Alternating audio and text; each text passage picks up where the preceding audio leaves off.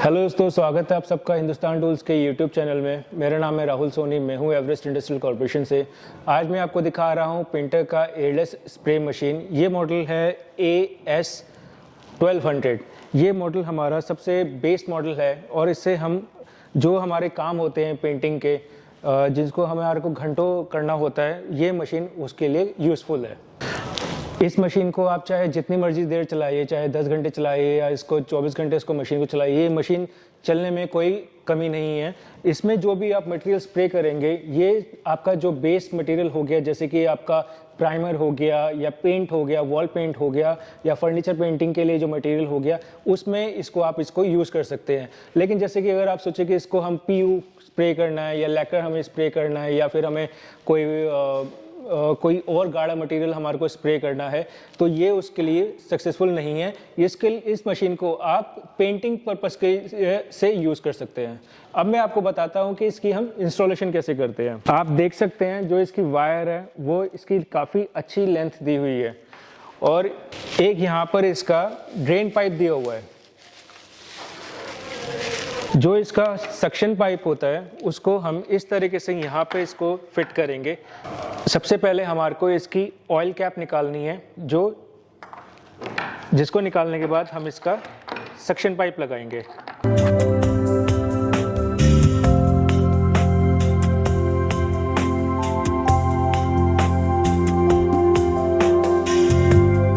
Pipe को इसमें fit करने के बाद जो इसका नट है, हम इसको इस तरीके से यहाँ पे इसको लॉक कर देंगे।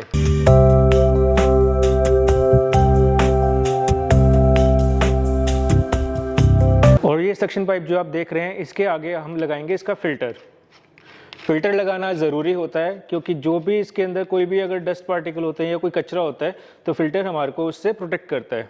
सक्शन पाइप को लगाने के बाद हम इसका होस्ट पाइप लगाएंगे। होस्ट पाइप हम यहाँ पर इस तरीके से कनेक्ट करेंगे।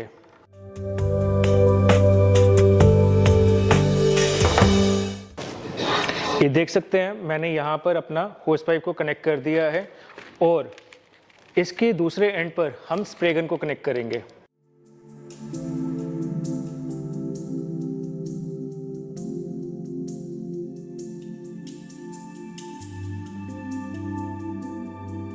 स्प्रे गन को कनेक्ट करने के बाद भी हमारी जो स्प्रे गन होती है वो 360 डिग्री हम इसको मूव कर सकते हैं। ये बहुत इजी है, क्योंकि अगर हम पाइप के साथ इसको मूव करेंगे तो वो मुश्किल होता है, लेकिन ये जो गन होती है ये पूरा 360 डिग्री इसको मूव करा जा सकता है। होस पाइप की जो लेंथ है वो 15 मीटर है। इससे हम काफ़ी अच्छी हाइट तक या फिर काफ़ी अच्छे डिस्टेंस को हम कवर कर सकते हैं।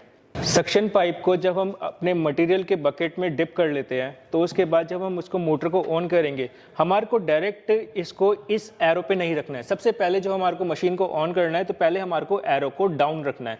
इससे क्या होगा, मशीन सक्शन लेगी और यहाँ से ड्रेन करेगी, तो इससे हमारे को ये पता लगेगा कि मशीन सक्शन ले रही है और इंटरनली मटेरियल पास होकर के यहाँ से बाहर आ रहा है। अगर हमारा मटेरियल यहाँ से पास होकर बिल्कुल क्लियरली नहीं आ रहा है तो इसका मतलब हमारी मशीन अच्छे से सक्शन नहीं ले रही है।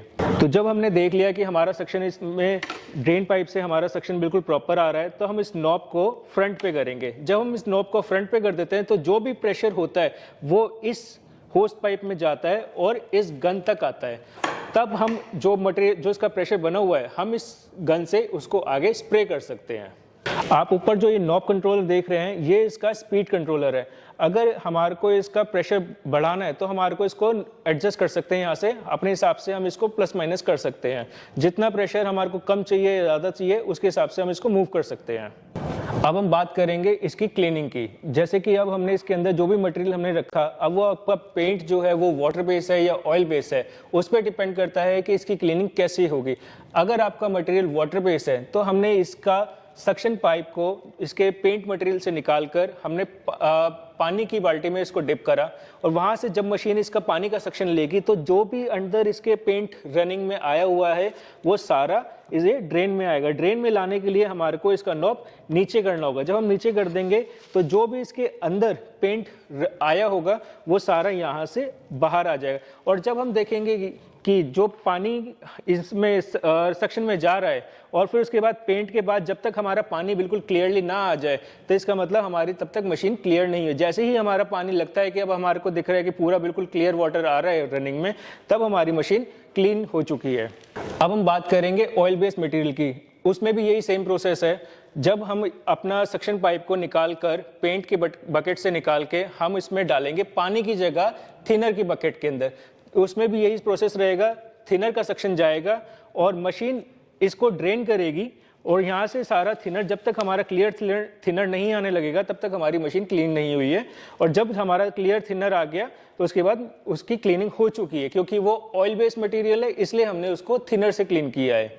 और थिनर को क्लीन करने के बाद हम दोबारा से उसमें लगाएंगे पानी की बाल्टी, क्योंकि उसमें क्या होता है कि जब हमारा थिनर चलता है अंदर, अगर हम थिनर को क्लीन करे बिना अगर छोड़ देंगे तो इसके इंटरनल जो पार्ट होते हैं वो डैमेज हो सकते हैं। इसीलिए थिनर क्लीन करने के बाद उसको वाटर क्लीन करना जरूरी होता है। पेंटर एयरलेस AS1200 ये अवेलेबल है hindustantools.in वेबसाइट पर। हमारा मोबाइल नंबर, ईमेल आईडी वहाँ दिया हुआ है जिसके थ्रू आप इसकी और इन्फॉर्मेशन ले सकते हैं। ये वीडियो को देखने के लिए थैंक यू।